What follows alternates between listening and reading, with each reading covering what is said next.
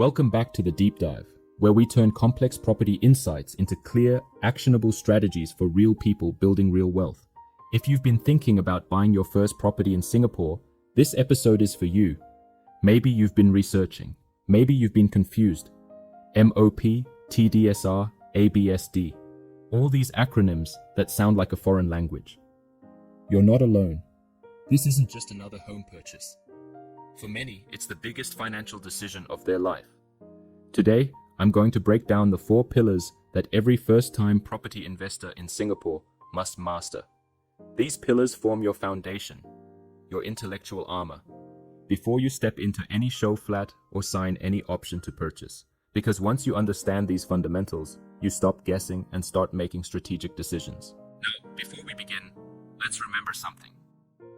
The Singapore property market is unlike anywhere else. It's high stakes, it's heavily regulated, and general advice from overseas investors simply doesn't apply here. This market rewards clarity, precision, and timing. That's why we're stripping it back to basics, to the 4 pillars that turn confusion into confidence. Pillar 1. Entry price. The first and most obvious question for every buyer. What's the right entry price? But here's the trap most first-timers fall into. They think the price tag on the listing is the total cost. It's not. Entry price isn't just the number you see on Property Guru. It's the true cost of acquisition. That includes legal fees, stamp duties, and potentially additional buyer's stamp duty, ABSD. If you underestimate your upfront cash requirement, your plan collapses before it starts.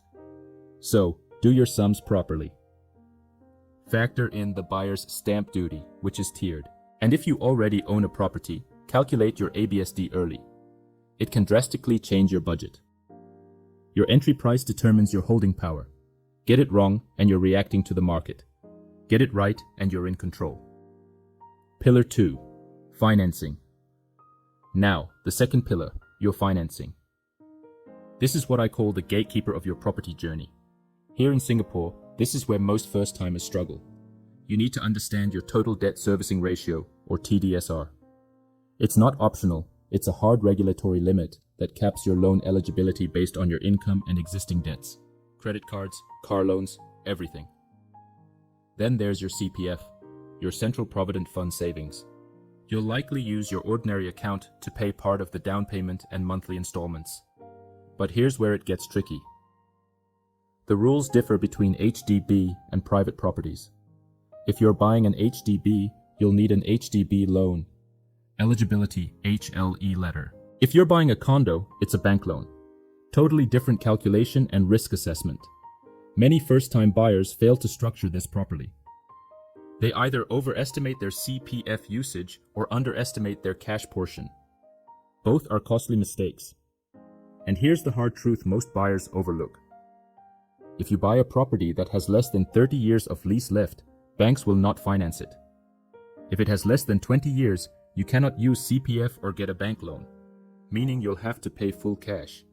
Even for properties with less than 60 years of lease remaining, if you're young, your CPF usage is restricted. Now imagine this. You've worked hard your entire life. You finally reach retirement age and your income drops. Then you realize you can't use CPF to service your housing loan anymore. That's not a small issue. That's a financial shock. That's why understanding lease decay and CPF restrictions isn't just about investment. It's about protecting your future financial stability. So before you buy that affordable leasehold property, ask yourself, will it still be affordable when you need CPF the most? Before you even start viewing, get your exact loan amount pre-assessed. This isn't guesswork, it's strategy. Pillar 3. Exit strategy. Now, this is where most first-timers stop. They think, I'll buy a place, live in it for 10 years, and that's that. Wrong. Your exit strategy is non-negotiable. Even if this is your first home, you must plan your out before you pick out the furniture. Why? Because in Singapore, your exit plan determines your entry strategy. If you're buying an HDB, the 5-year minimum occupation period means you can't sell or buy another private property until it's over. That's a massive constraint. So think carefully. Do you want to upgrade to a condo in 5 years? Do you plan to hold and rent it later? Or is this your eventual retirement asset? Your exit strategy defines your holding period, your financing structure, and your asset type. And more importantly, it defines how liquid your property will be when you're ready to sell. Buying without an exit plan is like sailing without a map. You might move, but not necessarily in the right direction. Pillar 4, long-term growth. The final pillar, long-term growth. And this is what separates owners from investors. A strategic buyer doesn't just buy based on what feels good today. They buy based on predictable growth drivers that will sustain value tomorrow. In Singapore, these drivers are clear. The URA Master Plan, your roadmap to future infrastructure, zoning, and development. New MRT lines and transport hubs, these reshape entire districts, and of course, lease decay, the silent killer of property value. Remember, most Singapore properties are 99-year leasehold. If you buy one that's already 30 years old, by the time you sell, you may face real challenges with financing and CPF usage. Banks are conservative with older leases, and younger buyers face CPF limits. So think long-term. You want assets that stay bankable and resilient, not just look affordable upfront. The goal isn't just appreciation, it's sustainability, the framework that builds wealth. Let's recap. 1. Entry price. Understand your true acquisition cost. 2. Financing. Know your exact limits before you view anything. 3. Exit strategy. Plan your out from the start. 4. Long-term growth. Position yourself near future demand and stability. That's the framework. Once you have it, you're no longer just buying a property. You're designing your wealth engine. But here's the truth. The Singapore market changes constantly. TDSR tweaks, new MRT launches, master plan revisions. You can't rely on outdated information. That's where expert guidance comes in. Someone who lives and breathes the numbers daily. Because a small mistake in financing, ABSD, or timing can easily cost you 6 figures. When you combine these 4 pillars with tailored strategy, your first property becomes the seed of generational wealth, not just for you, but for your family's future. The big question. So here's my challenge to you. Before you start browsing listings, ask yourself, what kind of financial future do I want this first property to create?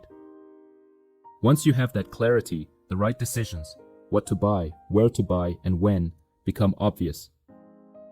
This isn't about luck. It's about logic, leverage, and long-term thinking. Call to action. If you're ready to stop guessing and start building your wealth engine, let's talk. Message me directly. Hi, Em. I'd like my free property valuation. Let's calculate your entry, financing, and growth potential with precision, so your first move sets the right foundation.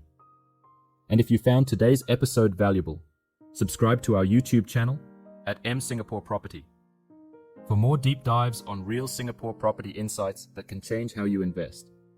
Don't miss our weekly top SG property insights on LinkedIn newsletter and WhatsApp channel.